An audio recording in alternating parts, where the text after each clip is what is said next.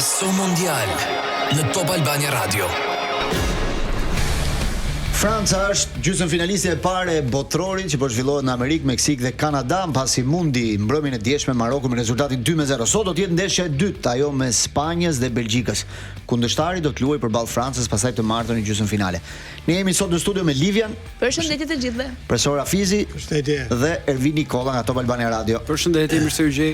Një skuadrë e parë favorite që pritej të ishte kështu, po një dominim shumë i madh i Francës në ndeshjen e parë me Marokun. Profesor, tani me ty, pastaj mund të futen edhe Livia dhe edhe Ervini.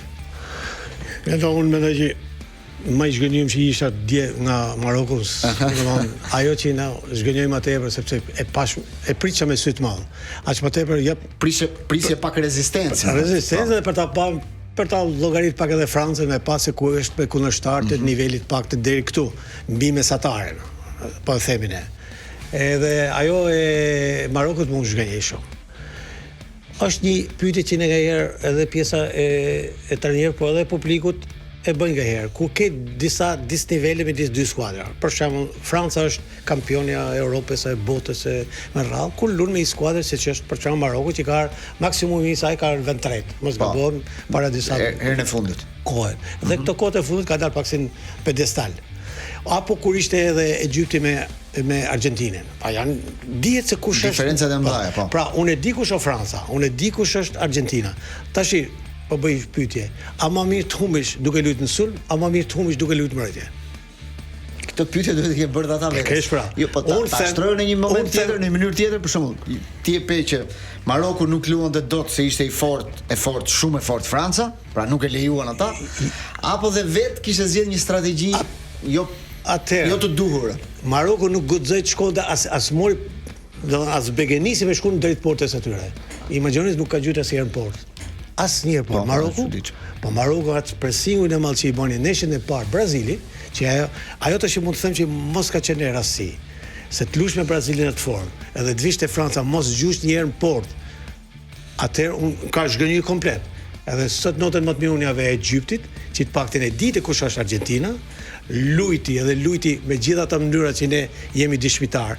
Bëni 2 gola, ja anullu një gol. Do elimino se ka një Argentinë përballë që ka një mes. Edhe pastaj vin tjerët.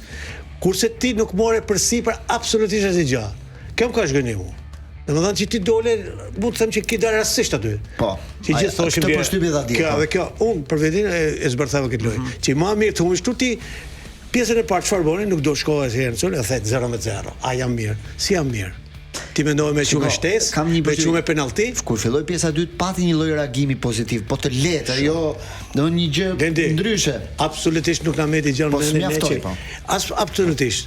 Unë te Franca më mend shumë gjëra, pa Franca është Francë. Kurse te Egjipti u thash te Argentinë kam pa mrekullinë te Egjipti me Argentinë. Mrekullinë e saj. Aq është niveli i saj. Do eliminohet nga Argentina.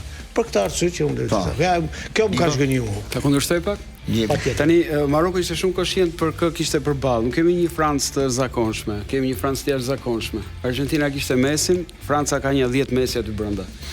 Domthonë është një Francë që nuk besoj se do përsëritet në histori.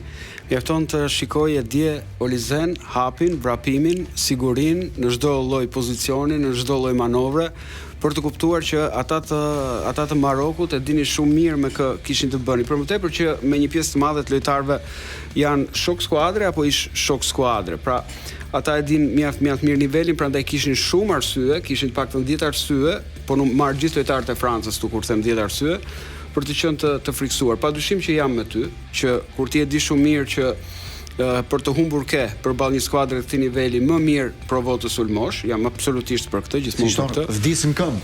Po pra, por në anën tjetër, krenar, si thoj dinitos. Unë luftu më shumë se një Maroko dje kundër Francës për shkak. Po pra, Maroku e dinte shumë mirë kë kishte përballë.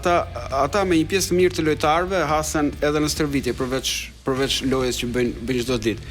Tani mund të ketë nga ata që thon pse Mbappé dhe Hakimi po buzëqeshnin në fund të sfidës. Po do buzëqeshin ata se kanë luajtur bashkë. Edhe fjalin në fund. Po pra, po. Pse po buzëqeshin? Po pse po buzëqeshin? Po buzëqeshin sepse në fund të ditës kjo tregoi mirë që nëse e di Hakimi që nuk ka shans të kalojë përballë Francës, e di dhe të gjithë pjesa tjetër e skuadrës. Në mos 2-0, 3-0 do kishte përfunduar në një tjetër mënyrë. Tani strategjia. Normalisht që kur je inferior do provosh ta mbyllësh pjesën e parë 0-0 dhe këtë kemi parë rëndom gjatë këtij botërori.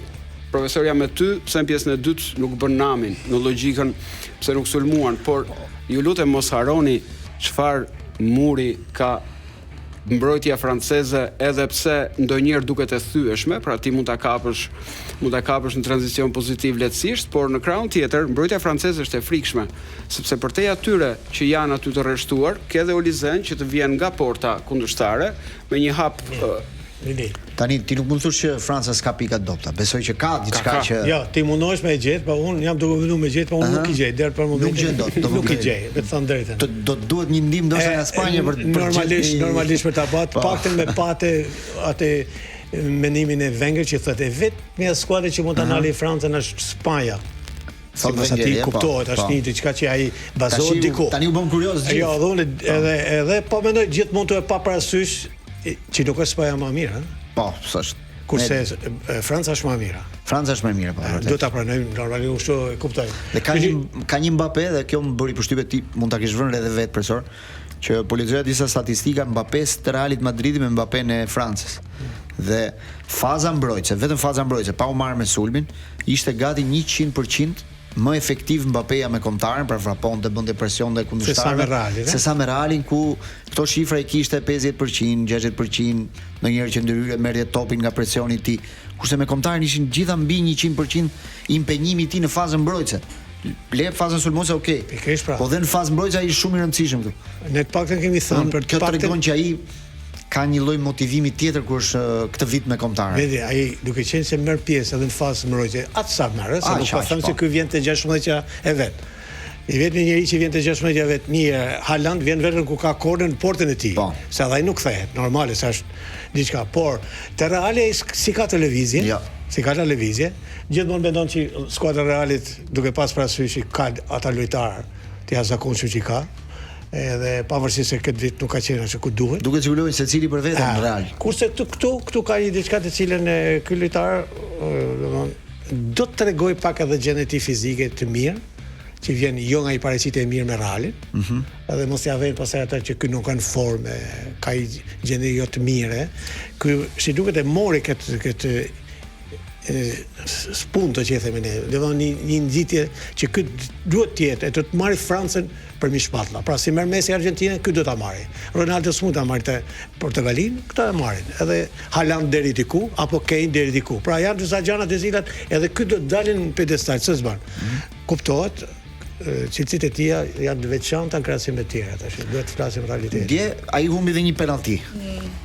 Dhe shumë ja vun fajin vonesës. Vunua shumë për të goditur penallti, gati 5 minuta për të goditur penalltia. Ai çu pa kanë me dorë. Mërzit pak, se dha arbitri po vonoi, nuk po jep atë konfirmim. Ai s'kishte nevojë. Ai normalisht që i pas pjesën lojtarëve, që pa që pjesa më madhe shkon. Ai jo ai që ka me gjujt penalltin, po ai që nuk e gjujt penalltin shkon e merr topin. Po. Ha?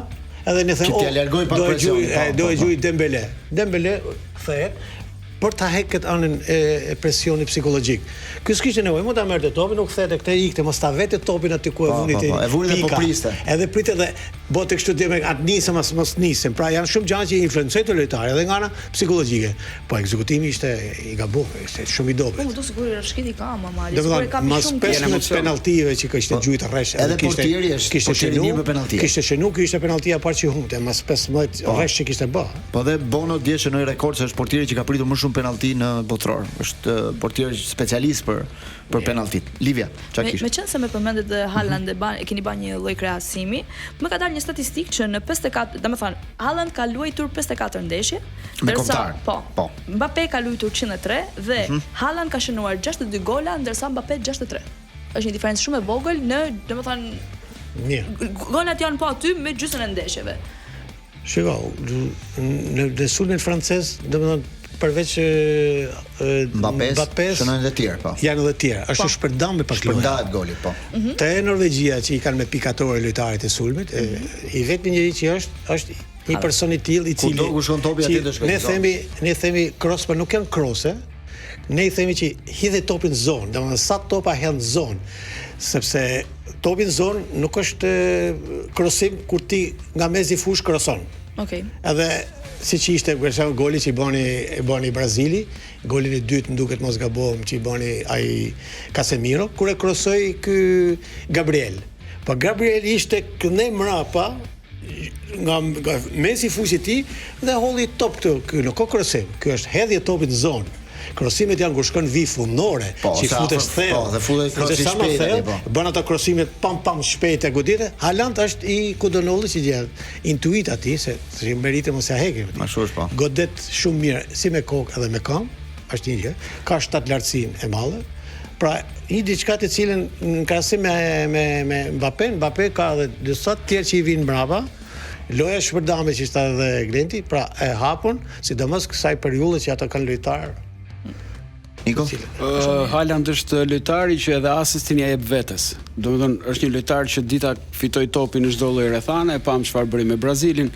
Madje plasën dhe memet për 4 lojtarë që tentonin ta ndalin dhe nuk e ndalën dot. Pra, Haaland është e ardhmja e një futbolli që po sheh sulmues shtatlart, shumë të fuqishëm dhe në njëkohësisht dhe shumë teknik. Siç e tha dhe profesori dhe siç kuptohet, Haaland është pika kryesore, është kyçi i Norvegjisë. Mbappé është një ndër te Franca, pavarësisht se në këtë botror po e shohim që po bën. Është një ndër, po është kryesori. Po pra, tani është kryesori, por nëse marrim totalin e ndeshjeve të cilave ju referuam, nuk është më e njëjta histori. Pra më përpara Mbappé nuk ka qenë në këtë ritëm, në këtë tempo, me këto konkretizime. Haalandi për mua bën diferencë të madhe me një pjesë të madhe të sulmuesve, sepse ka potencialin më të madh se këta të tjerë për të realizuar me kokë dhe po na habit me goditjet e tij me këmbë, edhe pse kemi parë te Manchester City që ditë realizojnë në çdo lloj mënyre, në çfarëdo lloj rrethane. Unë i trembem shumë Haalandit edhe për ndeshjen e radhës. Do shohim. Ndërkohë Mbappé ka thënë që kam mësuar një goditje në Kavilet, por është vetëm një goditje, jam okay, kështu që nuk rrezikon asgjë për ndeshjen e ditës martë. Mbas ndeshjes ka ndodhur një takim për cilin do flasim pak. Mbas ndeshjes Francës me Marokun. Do doja nëpërmjet regjisë edhe një foto këtu në LED. Një takim ndërmjet Kylian Mbappé dhe Jurgen Klopp. Siç po e shohim në foto, ta shohim në ekran. Një takim shumë i përzemër mes të dyve. Kjo është me të vërtetë diçka e cilën unë do marr shkas nga kjo pamje se cilën ka një histori mbrapa kësaj foto. Ka një histori të takimit të ngrohtë midis tyre të dyve. Ka edhe disa thëna, pa thëna, që nuk nga goja e Kloppit që po i marrin vesh tani. Po. Para 9 vjetëve, ja kjo është një diçka e cilën do thonë ke puth ky atje. Do ta tham fond. Kë ka përshëndetur domethënë. Po. Atëherë para 9 vjetëve, kur Mbappé ishte 18 vjeç, që lutet te Monaco. Po. Thot Kloppi ishte te Liverpooli, u nisi delegacion me kry. Unë thot Kloppi, nga Liverpooli, me avion charter me 5 dhoma, një restorant, avion i madh. Brenda në avion? U nisme direkt për Nicë. Nicë ku jeton familja e Mbappés, nana, vëllezër, mota siç janë kallabllekana ato. Nicë Monaco era aty afër, Edhe Mbappé e marrin me veti, e hypin në avion. 5 orë jena sjell mbi mesdhe. Duke bërë diskutime për ta marrë te Liverpooli. Pra, ushqim, fjetje, 5 orë kena bë mi atë këtë kaluar edhe mbi Shqipëri. Po ku do jena cjepta, domethënë as panë, paparacet nuk panë shtypi, nuk panë asnjë që nuk e mori vesh. Edhe u kthyme, ai nuk erdhi te nethet, nuk pranoi Liverpooli. Shkoi te Paris Saint-Germain. Shkoi te Parisi, po. Edhe Kloppi thotë, është dështimi më i madh i imi që kam bën karrierë si trajner, por mos më marr një lojtar. Ky është më i madh. Sakrificë ka bërë, avion privat. Dhe kur tash në fund takoi Mbappén, e përgëzoi dhe më thotë përballë është nana ime me gjithë familjen në tribunë. Edhe ai ka dashur ti përshëndesi. Unë shkova edhe përçafova i putha me dorë. E njëjta gjë thotë më ka ndodhur edhe me Dembelen. Pra i referohemi këtu që janë protagonistë. Dembele 16 vjeçët, ne u nisme po të njëjtën formulë, pa marrëvesh një njerithet, po të njëjtë kushte, bile pyet te gazetari, po kosta sa ishte? Mos e thuaj se sa të marramenca. E shfrytzuar dhe ky nuk erdhi te ne as Dembele dhe iku te Dortmundi. Po. Dhe kur e takova pas disa kohëve që ky u rrit si lojtar, i kërkova falje. Dhe i thash, më fal, se unë nuk e disha se kush do bëhesh ti, kush je ti. Si kush do vish ti. Pra janë disa gjëra të cilat me të vërtet janë pa thënë, ky si ka thënë një herë, se nga goja e Klopit, janë ajo. Pra ja që është ajo ideja. Ku e zbulon ti këtë 16 vjeçar? Ku e shef ti? Ku e din që ky nesër do bëhet që shkon ti e kërkon dhe bën 5 orë ultim apo Mbappé, se Mbappé 18 vjeç nuk doli më mirë. Mbappé te Monaco ka qenë jashtëzakonshëm. Po, doli se kishte dhëna, pa ishte pra. Je pe me një lojtar të strategjisht ndjekin domethënë për ta bindur. Jo, e pat një lojtar që ishte edhe i Marokut ai Diop. Po, ata kishin luajtur bashkë me Mbappé. Kishin qenë me ekipin e 18 vjeçar të Francës, edhe kishte lidhje pak me Francën. Shumë lojtarë të Marokut kishin lidhje. Dhe kjo është ajo, edhe kjo fotografia që cilën Klopp se u duk fakt një takim shumë i përzemërt. Domethënë duket si kishte që ata njiheshin me njëri tjetrin sepse nuk kishte vetëm ai respekti në vend të ekranit. Pra kur ka qenë 18 vjeç që po shkote te Liverpooli. Tash si dihet se si shkohet, tash edhe te Parisi shkoi mas aty erdhi te Reali. Po un po them që janë disa momente të cilat një trajner e shef se ku duhet me shku, ku duhet me marr, ku duhet me kërku, kur janë të ri. Se kur janë tash Mbappé, kush nuk e kërkon sot Mbappé? Po, patjetër. Apo Dembele. Apo Haaland. Kush është problemi është ku i kapti 16 vjeçar, 17 vjeçar, 18 vjeçar. Shumë histori shumë e bukur, shumë e bukur historia kjo. Do parë edhe unë përshtypje shumë, por shumë e bukur ishte. Dhe Haaland i ka dalë mbrojtje Mbappés për pesën e penalltisë, se nuk e përmendëm më parë, ai 5 minutë që vonesës jashtëzakonshme, Haaland ka thënë ishte një përjetësi.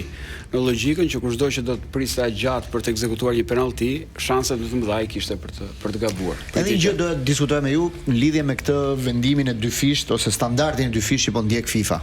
Për shembull në rastin e atij lojtarit të Amerikës, Balogun që e falë. Tani Anglia është ngritur me drejtë, thotë, një lojtar i joni mori karton të kuq.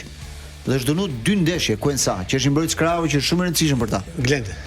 Unë mendoj te falli. Te mënyra e fallit. Nuk janë 2 falla të saj. Nuk janë. Ja, do të pranoj. Ky i anglezit ishte më i rëndë. Ishte më i rëndë. Për mua. Ishte shumë më i rëndë. Tash ai studem tu, ai nuk doli jashtë me Barel për shembull kundërshtar, se ka edhe nga këto që thyer edhe kamen. Apo te Kavilja që janë gjanat më të mërshme. Po. Fallet nuk ishin i saj. Kështu që edhe dënimet nuk mund bëhen të dy i saj. Që e fale këtë, ta fali edhe këty. Gabimi ishte edhe me amerikanin që ja kthyn, për mua. Nuk ka kështu me karton të kuq që thosh ka disa kushtëzime. Po. Domethënë kushtëzimi do të thonë që e pamë që lojtari nuk psoi asnjë gjë, është normal, u çu për një moment edhe janë lehtësuese të mek për këtë kundërshtar. Kurse këti hyni me qëllim tamam dëmtimit. Ai anglezi preku pak topin fillim, po hyrja ishte ashpër. Ishte rëndë se kur vjen nga mbrapa me 2 kam, domethënë shtrin kamën e parë pastaj shtrin kamën. Kjo e dyta të penalizon më tepër kama e dytë, sepse e para janë spërkata që i thënë ne, spakat. Paf. Shtrihesh edhe janë gjëra të bukura. Për një ndërhyrje të dënim me 2 ndeshje, mendoni që është okay apo është pak i egzageruar? Ja, në kampionat botror ku je vetëm 7 ndeshje, 5 ndeshje, 6 ndeshje, po çfarë 2 ndeshje, 2 ndeshje. Mbaroi botror. E çove në shtëpi. Po te tani kjo është dhe diferenca është dhe kjo mendoj unë tani ta nxitim pak. Trump i bie telefonit, mbreti Charles nuk i bie telefonit. Po ti themi ta marrë ai. Po pra, nuk e përdor shpesh. Ai hap telefonin. Jo, për ta hapa i problemi është se si vjen telefonata. Kishte një rregull që nuk është i shkruar, por që brenda 10 minutave të para të çdo ndeshje, kamerat duhet të fokusojnë patjetër Infantino. Shiheni me kujdes në ndeshjet që kanë mbetur, se ndoshta nuk ju e keni parë, besoj që ai del kudo. Po. Por që është brenda 10 minutave duhet dali patjetër një moment Infantino, që është stadium aty. Domthonë kamerat e kanë si program që duhet shoh me sytë e mia jam aty prezant. Është aty prezant, domthonë është edhe ai pjesë. Unë mendoj që për të ndrojë skaletën e transmetimit dhe kanë ngelur ajo shablon aty. Edhe ata që bëjnë transmetimin e ndeshjes e kanë gjithmonë të shkruar. Nuk i diet. Po Livia, informacioni i ditës. Informacioni i parë. Ka gjithmonë të papritura, prandaj ti duhet të jesh gjithmonë gati. Mbroj gjithçka që ka rëndësi për ty, sepse tani është shumë më thjesht. Sigurohu vetëm me një klik në Atlantic. Vizito atlantic.com.al nga celulari yt dhe në kategorinë Bli online, Skill, që siguracionin që ti do, pronë, shëndet ose makinë. Plotësot dhënat dhe qëndroj sigurt vetëm më një klik. Atlantik, 25 vite që kujdesemi për ju. Sa po të kthehemi në pjesën e dytë, do flasim për Spanjë, Belgjik, do shohim dhe formacionet e mundshme të dy ekipeve se si mund të luajë sot Belgjika dhe Spanja në ndeshjen e dytë të çeyrek-finaleve. Rikthehemi në pjesën e dytë, Livia na jep informacionin e radhës dhe pastaj diskutojmë për Spanjë, Belgjik. Koha më e mirë për të shijuar një ndeshje me shoqërinë e duhur, por edhe me ofertat e duhura. Në Spar gjeni gjithçka që ju duhet për të shijuar çdo moment të ndeshjes. Birra nga markat më të preferuara, snack dhe shoqërues të shijshëm, djathra dhe prosciutto. Oferta speciale për shumë produkte në Spar dhe Interspar, kështu që përfitoni nga këto super oferta deri me datën 19 korrik. Spar, pranë familjes çdo ditë. Sot në orën 21, Spanja pritet luajë me të njëjtin formacion që ka luajtur në ndeshjet e fundit me Unai Simon në port, në mbrojtje me Cucurella, Laporte, Cubarsí dhe Pedro Porro. Në mesfush Baena, Pedri, Rodri, Lamine Yamal dhe pastaj Dani Olmo, Oyarzabal. Pra nuk parashikohen ndryshime nga Spanja në këtë përballje. Po është një skuadër që s'ka psuar gol. Nuk ka se si të ketë ndryshime, po vetëm gjë që mund të shqetësonte Spanja është gjendja jo e mirë fizike e Pedrit. Do të thënë ata dhe pa Pedrin edhe po fitojnë. Ma jo nëse Pedri që është ka një s'është Pedri i Barcelonës, se kemi parë shumë topa humbet. Kush i ka pandeshë normale. Duket i pafuqishëm, i lodhur. Ai është me vërtetë një nga mesfushorët e mirë që ka Europa dhe bota. Me të vërtetë me atë vizionin e tij, me atë shikimin e tij, me atë hapin e tij, me atë goditit e tij, ne s'po shohim asgjë. Po, s'po shohim ato pasime vertikale. Që nëse do të jetë në gjendje ose merr në mundësi që ky del ndryshe, e vetmi moment pozitiv aty është Rodri.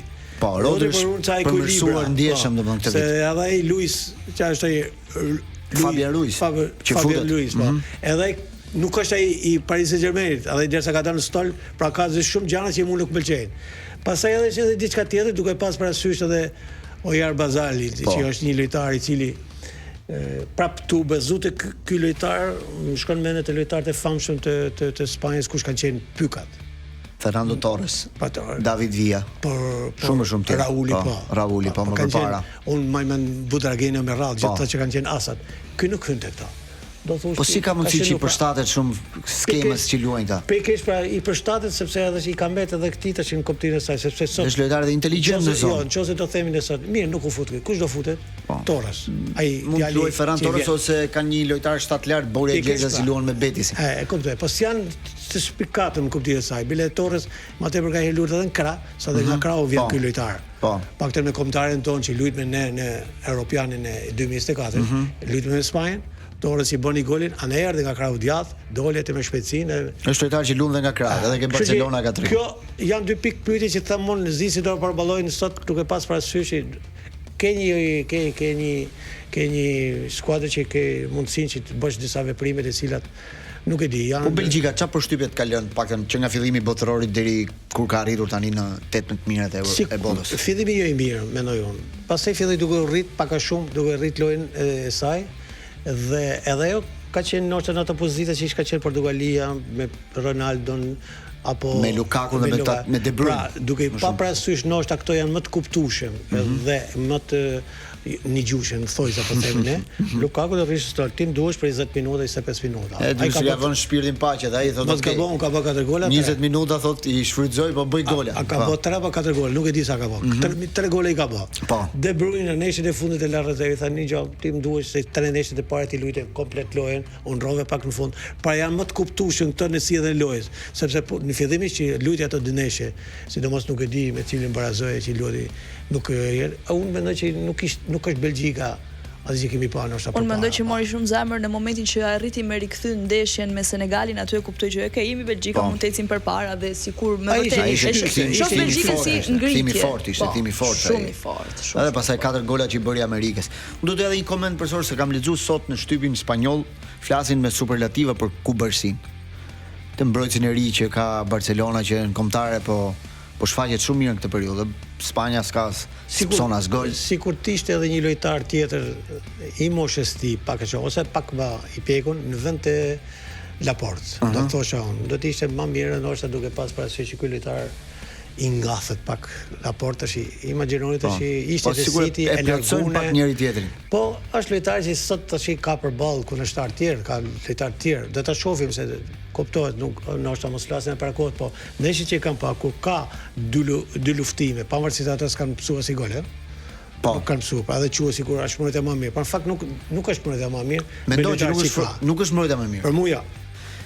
Po Spanja në krahasim me Barcelonën, si mendoni, ka një nivel më të mirë mbrojtjen? Se për shembull Barcelona këtë vit fundit kampionatit ka psuar gjithmonë një gol.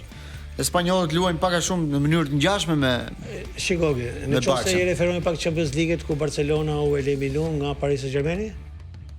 Barcelona këtë vit tani më që duke se u eliminu me Paris Saint-Germain. Paris e mundi për ta mundur. Po eliminoi, pra mundi në fazën e grupeve një herë. Eliminoi dhe gjithmonë ishte ajo që veprimet e mbrojtjes të Barcelonës ishin të tilla që ishin pak naive.